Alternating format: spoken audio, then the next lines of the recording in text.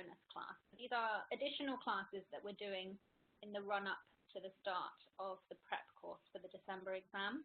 And the intention of these courses is to help people with pre-course reading, help them get familiar, help you guys get familiar with the curriculum, with how to read it, with the learning outcome statements, answer some questions on the more factual parts of the curriculum. So our methodology is that we cover the core subjects in detail in the classroom, and we do lots of practice questions on the core subjects, meaning the more conceptual material, which is really important to finance, and which we can, although we can't guess really exactly which questions are going to come up in the exam, we can be pretty sure that the capital asset pricing model is going to be in the exam. CAPM, that's the first thing in this diagram on the left-hand side. Yield to maturity is also very important in finance theory. Net present value and IRR, internal rate of return. Elasticity, lifetime FIFO, they are all examples of core subjects.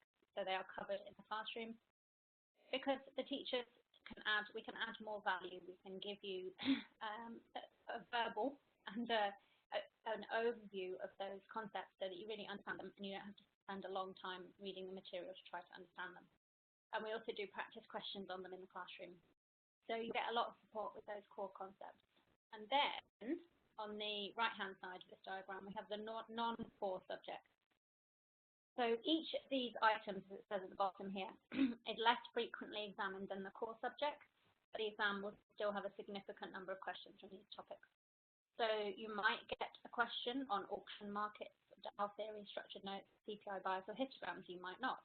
Okay, they are more factual areas, and you will pick up marks by reading more broadly, okay, in order to know the answers to the questions on these topics. So what we do for our students is we set some pre-course reading, which is focused on these non-core subjects, on the more factual areas of the curriculum. And for those of you who start early, we give you some guidance through these bonus classes on this pre-course reading. Okay, now you can do it once the course has started, but ideally you will have more time to focus on the core concepts if you start before the course starts with the pre-course reading. So this is the idea, that you will spend more time doing the factual reading before the course starts so that you don't have to do it after the course has started, and you can, once the course has started, really focus on the core concepts which are critical in order for you to be able to pass the exam. So any questions on that so far? No, it's clear. Yeah. Eric, you've done the exam once, have you? No, I have not. It's my first time. Okay, right. Okay, so just continuing with the methodology then. Our course is split into 3 phases. So we've got learn, practice, and consolidate. In the learning phase of the course, that's what we call the teaching phase, we go through the material, the most important concepts, and give you guidance on your study at home. And we do everything, go through all of the material for the first time. That will take us up to the end of November, and end of October, sorry, I'll check the exact dates on the next slide in a minute. And then practicing is the revision phase of the course, and that's 7 classes going over, again, the most important concepts, and that's when it really starts to sink in, because it's the second time we've seen the material. And we do a lot of practice questions in the revision phase, so it's all about practicing applying the concepts in exam-style questions. And then we have consolidation through mock exams, and consolidation is all about being able to recall the knowledge quickly, because you only have 1.5 minutes per question. It's all about learning to recall the knowledge quickly under timed conditions through mock exams, and we give you feedback on 2 practice exams during the course, and we recommend you do 5 full practice exams in total. Okay, so just looking at the breakdown here then, in total, you should be spending at least 300 hours studying. In this little box at the top, we've actually got 350 hours. Okay, sometimes students need to study for more than 300 hours. Okay, I would say the minimum is 300. And partly depends on your previous knowledge, but no one has knowledge of everything in the CFA curriculum before studying it. It covers 10 different topic areas, and it's very unlikely that you will be knowledgeable in each of those areas. Okay, so we've got 100 hours to be devoted devoted to the classroom, the course. So our course is 100 hours long. Pre-course reading, 50 hours. I say usually 25 to 50. It depends how much time you have available, how much time you want to be able, you can commit to the pre-course reading before the course starts. And then once the course starts until the end of the teaching phase, 100 hours. And then more intensive home study in the last month before the exam. So 100 hours in the last month before the exam. And that's when you do the practice exams and the consolidation phase, practicing and consolidation phases of the course. So we, in terms of the breakdown of classes, we've got a getting started class, which was recorded. We've already had this actually. It's recorded. It's available on our YouTube channel, so you can check out the YouTube channel and watch the class there. It's a very good class. It gives an overview of the CFA curriculum, the exam itself, why you might take the CFA, which are the biggest employers of CFA in Brazil. It's got lots of useful information. And then we've got 5 additional bonus classes, which this is the 4th one. All of the previous ones are recorded. They're also available on our YouTube channel. Okay, and we'll send the link to the YouTube channel out after the class in case you want to watch them. This class will also be put onto the YouTube channel. You might be watching it right now from the YouTube channel. Okay, so learning, we have 21 classes, and we have 2 what we call success in the exam classes, and they're focused on basically study technique so that you can be more effective with the study. And the classes cover all of the topic areas in the curriculum, again focusing on the most important concepts of the exam. Then we've got practice through the revision phase, which is 7 classes, as I mentioned before. That goes over for the 2nd time the most important concepts, and we do lots of practice questions. And then we've got consolidation through 2 exams. So there's one 3-hour exam halfway through the teaching phase on half of the content. And then there's a final 6-hour exam at the end of the teaching phase. Okay, so we've got 9 hours in total exams, and we give exam debriefs after each of those when we go through the results of the class, and we also give you individual results by email. So in total, we've got 100 hours. Now, on the next slide, you can see the timetable. It's a little bit small. You can zoom in. So we've got. Okay, so as soon as you sign up, you can get started with the pre-course reading. So we will send a guide, a getting started guide to you, which tells you what to do for pre-course reading, gives you some tips. And then the getting started class, as I mentioned, all of these first classes in this first section top are recorded. So they are all available on the YouTube channel. So there is the getting started class, and then we've got bonus classes 1 to 5. So we're on the 4th bonus class here, okay, on equity. So we'll talk about that once we finish the introduction. And then derivatives and alternatives is the last bonus class on the 21st of July. And then we've got the course starting on the 2nd of August. So we've got classes on Tuesdays and Thursdays from 7 to 10 p.m. Starting with success in the exam, where we talk about exam technique, and we go through the key points from the pre-course reading, and actually we have a little quiz on that just to test your knowledge. And we'll go through the material, so quants, ethics. We've got 5 classes on financial reporting because I found generally that people need more support in that area, and it's 20% of the exam, so it's really important. And then we've got equity, success in the exam part 2, where we give you tips in preparation for the halfway there mock exam, the simulado parcial. So that's a 3-hour exam done under timed conditions. If you are a classroom course student, done in the classroom, and if you're online, you do it at home online. Okay. But you listen to exam instructions via WebEx platform. And then we've got a second part, half of the teaching phase. So we've got feedback on the mock exam to start with, so you can identify your weak areas, your stronger areas. We give you detailed feedback by area. And we give feedback on the general class performance.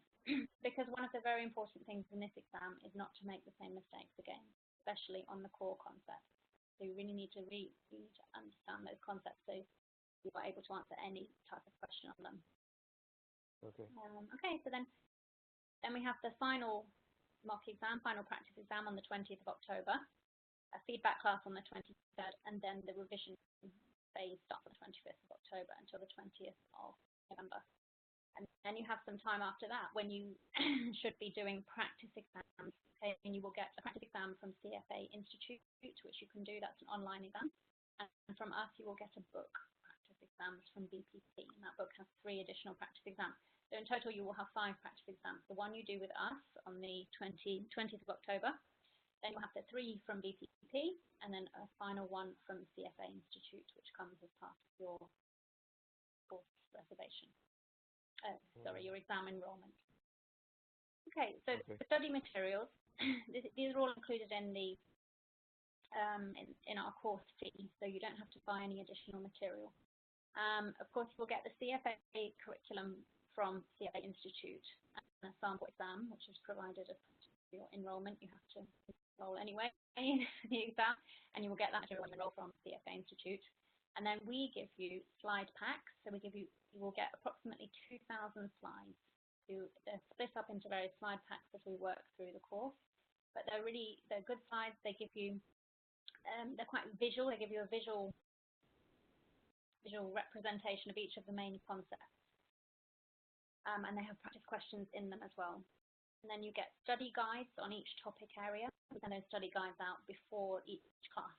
So you read the material before the class, so that then you come to the class prepared. You can get more out of the class. So any questions you've got, you can ask in the class. We strongly encourage students to read the material before each class. And then you get question banks, phases 1 and 2 of the teaching phase. So they're questions that are very focused on the most important concepts for the exam, and they test basically Pega-genius, or not exactly trick questions, but there are certain things you should be looking out for in the questions, because they will test a specific thing that you very easily could get wrong. Okay, so these questions really focus on that, so that you don't make mistakes that would lose you marks in the exam for something that you need to be aware of. Okay, and then we have a question bank for the revision phase, so even more practice questions. You also get practice questions on the CFA Institute website called topic-based sample tests or something like that. There's questions on each of the 10 topic areas. And then we provide you with a halfway down final practice exam in the timetable. And you will also get a book from BPC, a book of practice exams. And those books are imported from England specifically for you guys. And they're very good exams. They're a little bit harder, I think, than the actual exam. So hopefully you will be surprised in terms of thinking that the exam is easier than expected rather than harder than expected, which is what you want. Any questions about the material? Sometimes people have questions about the material. They don't know if they need to buy additional material. The best source for studying is the CFA Program curriculum itself. It is written by the examiners.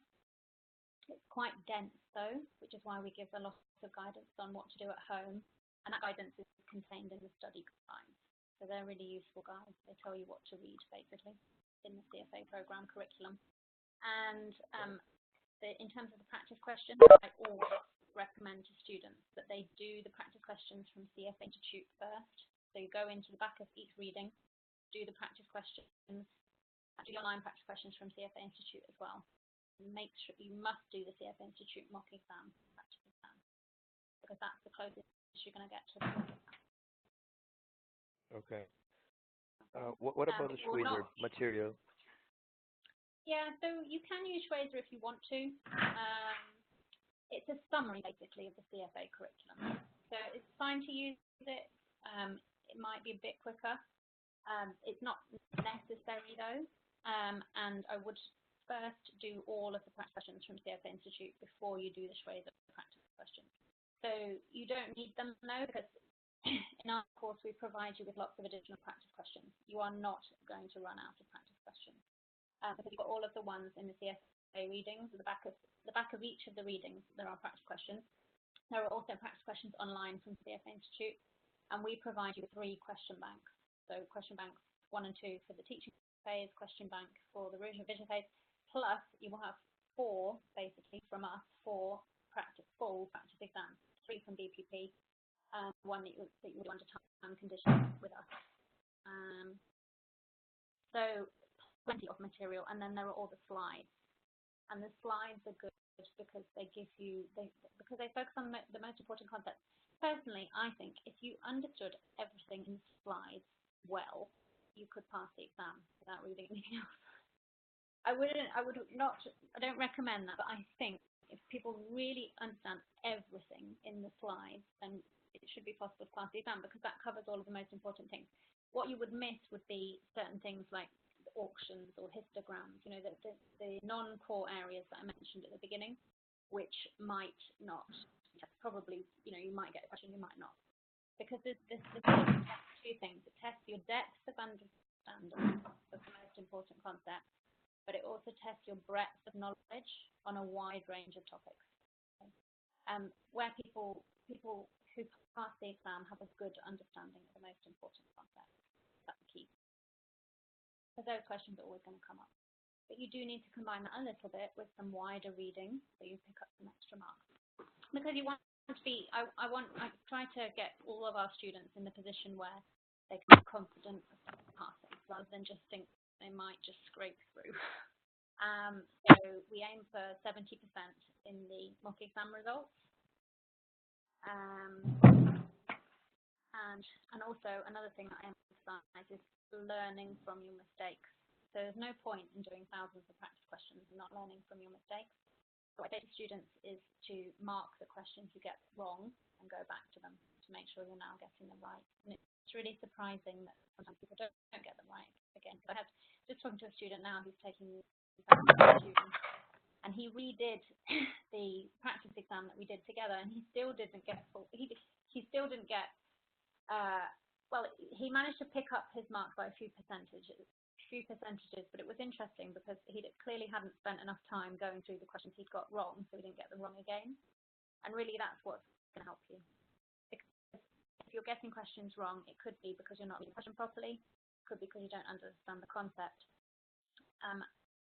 If you don't understand the concept, you need to go back and make sure you understand the concept. If you're not reading the questions right, then you need to be underlining and be making a point of going back to the question once you're ready to answer it, just to check you did read it right. Okay. Usually the problem is not understanding the concept. So. Did that answer the question on Schweizer? Sorry, can you repeat the last part, please? Yeah. Does that answer your question on Schweizer? Oh, yeah. That answered my question. It's perfect. Yeah. I have another question actually regarding the study time. Before we were talking about 300 hours of study, but the course only provides 100. So 2/3 of the study time we have to do ourselves. Is that correct? Yes, exactly. Yeah. So there's a lot of reading to do. The curriculum. So I'll just give you an example. When I was studying, my course was 70 hours long, and it was with BPP in London, and they went through all of the material, but we still needed to read at home because the teacher will not do the exam for you. You have to internalize the knowledge because you to do the exam, and you have to be able to recall the knowledge quickly and accurately. And the only way to do that is studying. So what the focus will be for you at home is doing the factual reading, which is in the pre-course reading, and doing practice questions. Okay? And if you're finding a concept difficult, you can either talk to the teacher, watch a recording of the class again, the recordings are available for a week, or go into the CFA curriculum, or do practice questions, or you can send a message if it's a specific question you're trying to do and you don't understand the answer, or you can ask us in the WhatsApp group that we have for students, or you can ask by email. So yes, there is a lot of home study as well. So just to finish that, actually, when I was studying, I had the course, and then I studied at home, and I studied every Saturday for about 5 months, 6 months. I don't remember exactly how many months now, but it was something like that every Saturday, like 8 hours, with breaks. But I did really study most of the day on Saturdays, and then I never really studied for more than 2 hours in a stretch. So this is what your study plan has to be realistic. So you can't. People are not machines. We need breaks. So we have to, and this is another thing we emphasize during the course, we help you with your study plan, because you need to be realistic. So if you work very hard during the week and get home really late, you cannot study in the week. You have to study at the weekend. If you have activities going on Saturdays and Sundays, then you have to cut things. You have to make some sacrifices so that you have time to study. Another point actually is some people need more time on one topic or another. So for example, if you sometimes have accountants doing these exams. I was an accountant when I did the exams, and I found the financial reporting area easier because I was already an accountant. But I knew nothing about derivatives, for example. So at that point, I had to spend more time on derivatives than financial reporting, for example. So it's going to be different for different people also. But you will get a lot of guidance, as much as you need, you know. We'll give you guidance. If you need more, you let us know. Okay. And the study guides are very useful on that, actually, because they go through each of the topic areas, each reading. So the guides are organized by topic area. And then they go through each individual reading and say, this is important for the exam, you should focus on this, make sure.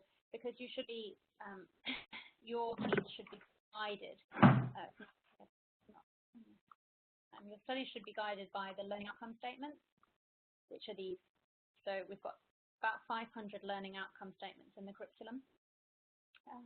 And 58 readings, and then 500 learning outcome statements. They tell you what you need to be able to do.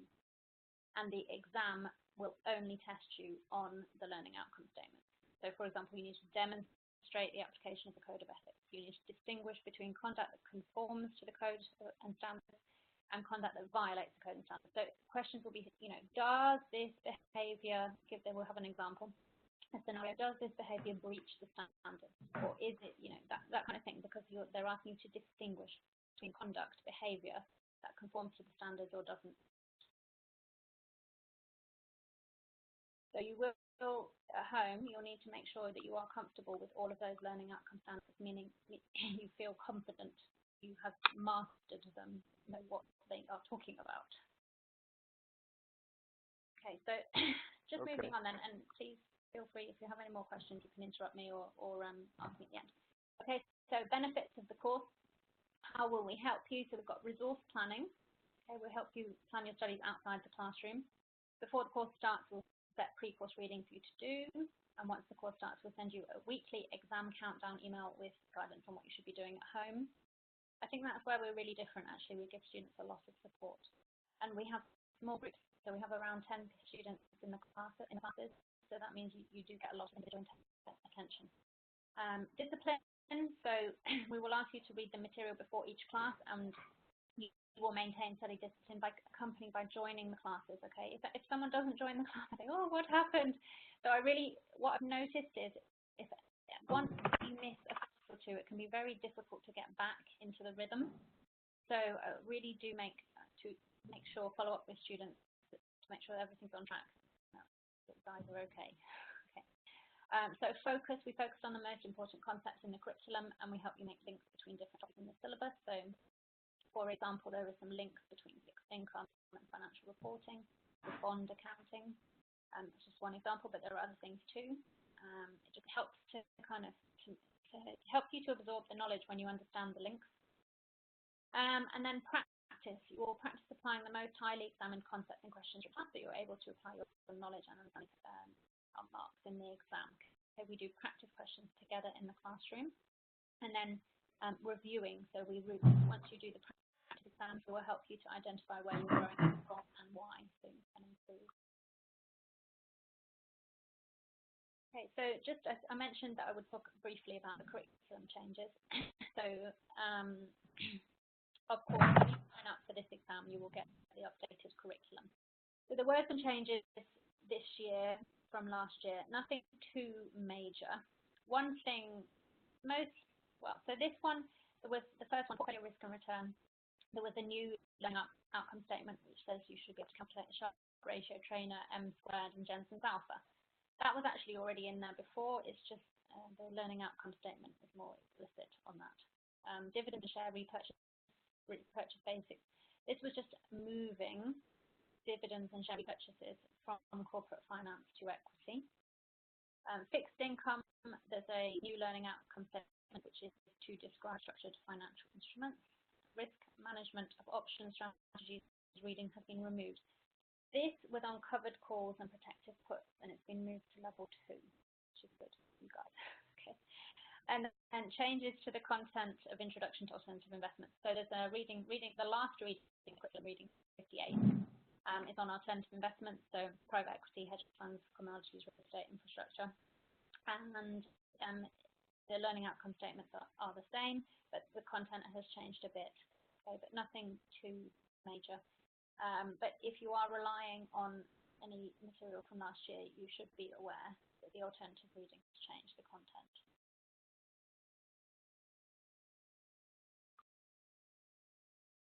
Okay, so this is the pre-course reading. So when you, so our students get a study plan that has a list of all of the readings, all 58 readings in the curriculum, and classifies them by the level of importance. So we've got study sessions here in the first column, the number of the reading, okay, and the last reading is 58. We've filtered here by the readings that are suggested pre-course reading, just to let you know, so that's why we don't have all of the readings.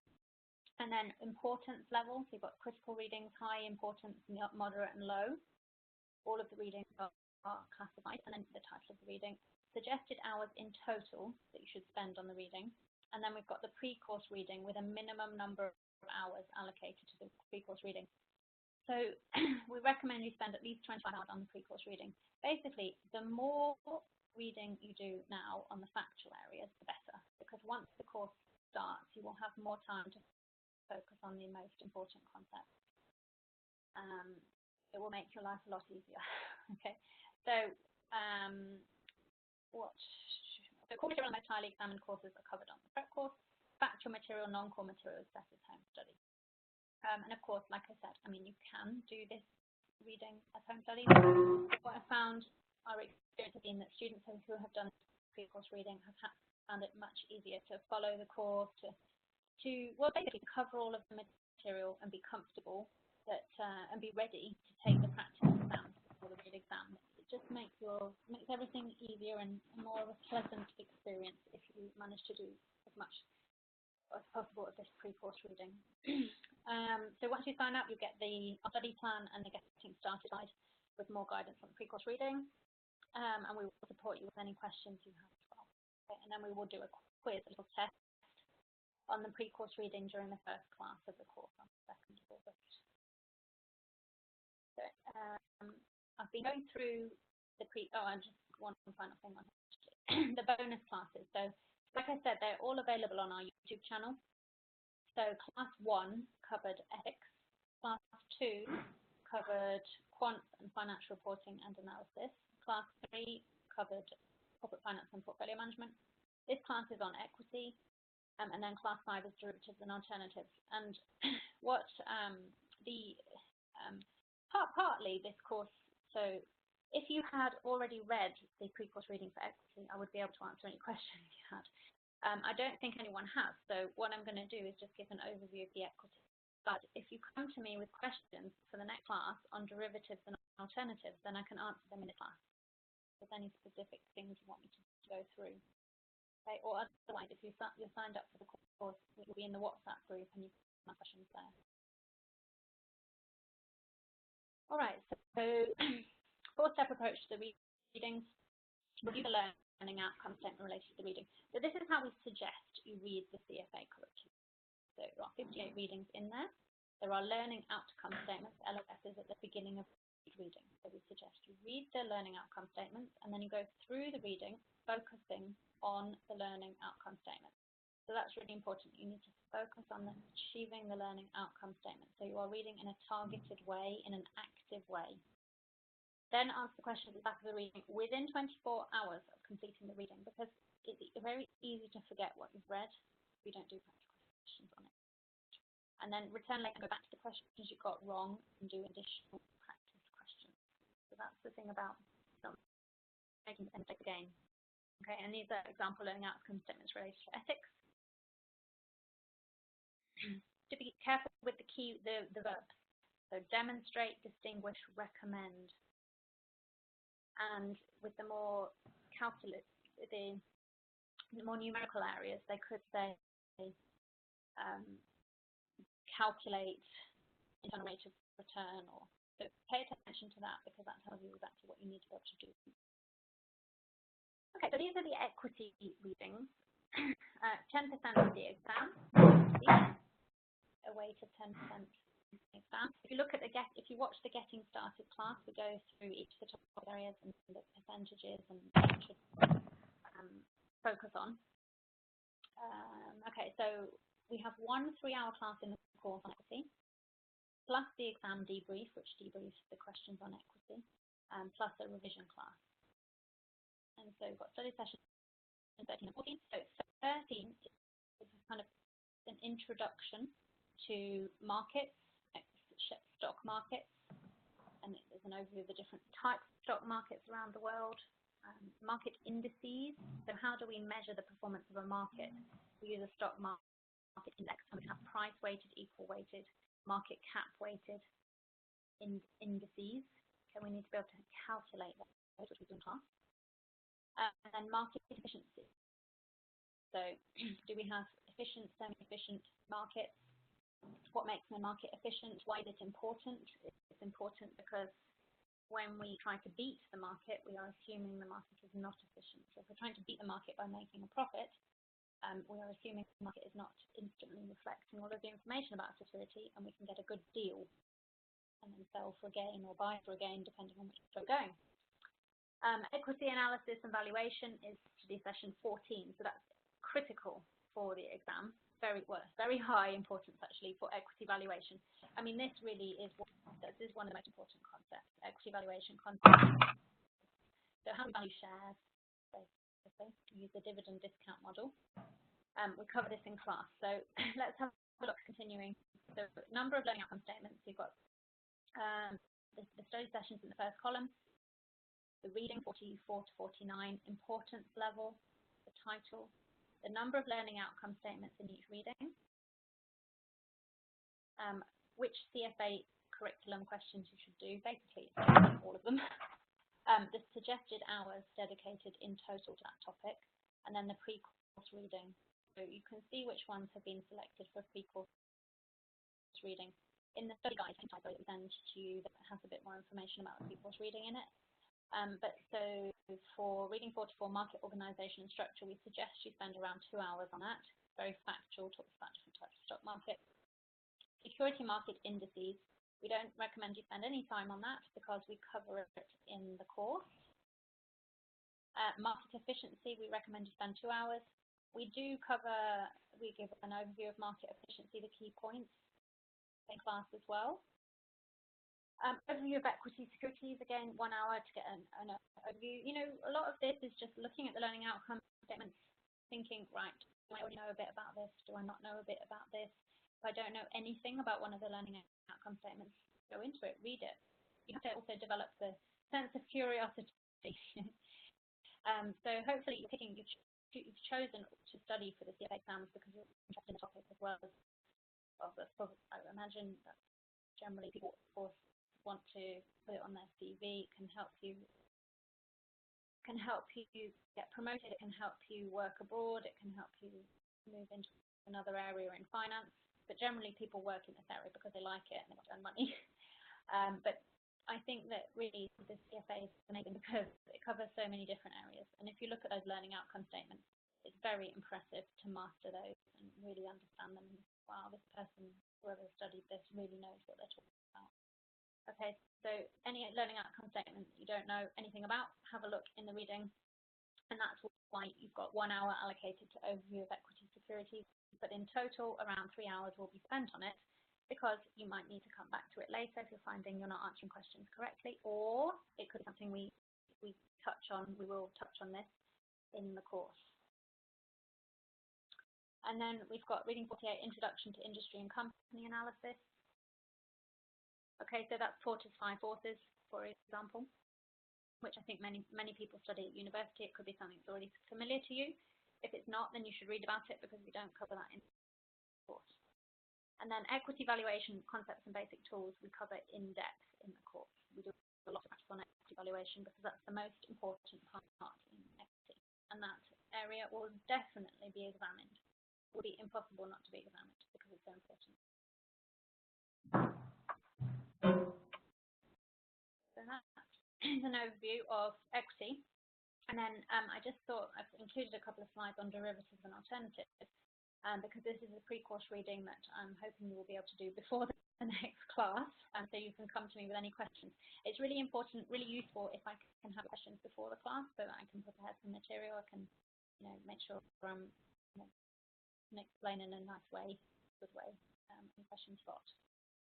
So derivatives, we've just got 1 hour of pre-course reading on this. It's just to get an idea, an overview of the different types of derivatives. So reading 56, remember derivatives is 5% of the exam.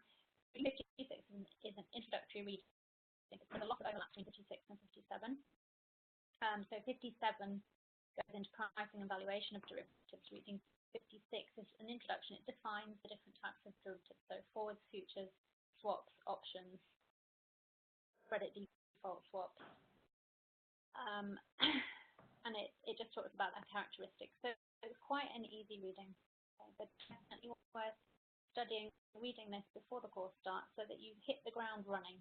Is basically what we're aiming for, hitting the ground running, which means you're already familiar with the material. You've kind of got an idea about what a derivative is before the course starts. Okay, and then alternatives. This is just one reading. It's a long reading, very interesting reading. I think if you're, well, personally, I like it. Private equity, hedge funds, commodities, real estate, infrastructure. I keep thinking real estate, infrastructure.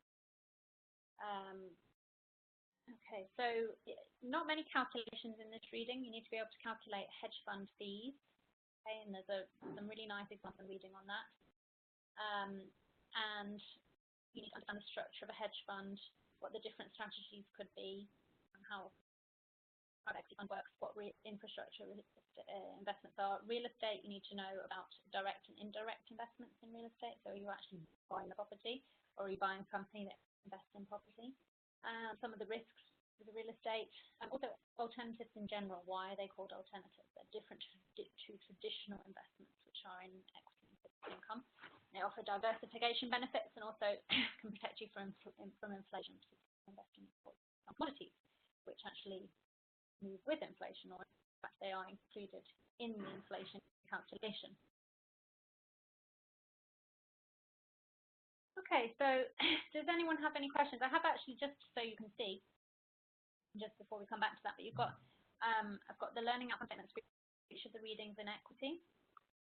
So reading 44, for example, market organization and structure. So what you should be doing is getting this, having a look. So explain the main functions of the financial system. Well, the financial system allocates capital to its most effective, efficient uses. It equates the rate of interest in the money markets between, so that the borrowers meet the savers. Okay. Also enables companies to raise equity, people to save, borrow. So lots of different functions.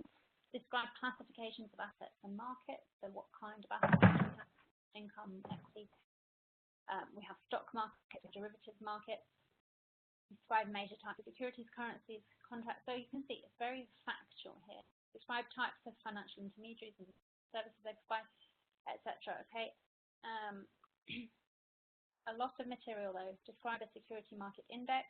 Calculate and interpret the value, price, return, and total return of an index. We do that in class because that can be quite a tricky area. And then we'll basically all of this is covered in class. Yeah. Okay, then we've got market efficiency. So there's some terms here: market value and intrinsic value you need to know. Okay, there will be some things that hopefully you're a bit familiar with, but maybe not, depends what you studied before. An overview of equity securities. There's some factual material here. So here we're looking at preferred shares versus ordinary shares, for example.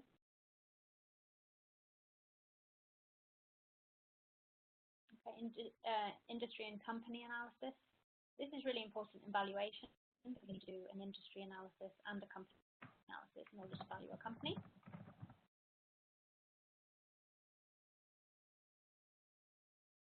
And then equity valuation, concepts and basic tools. This is the one that we focused on in the classes.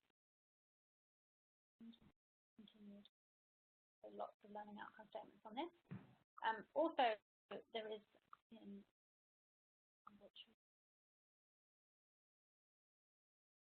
trading on margin we cover in class as well. Basically, the tricky areas we cover in the class. And then we give you support on home study. But the key thing is covering these learning outcome statements, making sure you're comfortable with all of them. That's what will enable you to pass the exam.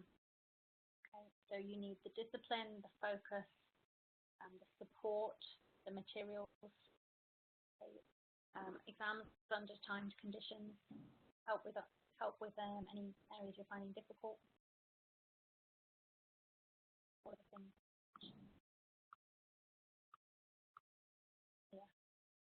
And that will keep you on track for success. So are there any questions I can help anyone with? Any more questions? Was that useful? No. Yeah, that's really useful. Can we have this presentation? Is it somewhere or only if we sign up or something? Just on it will be on the YouTube channel. Okay. Yeah, so I'll just stop the recording now.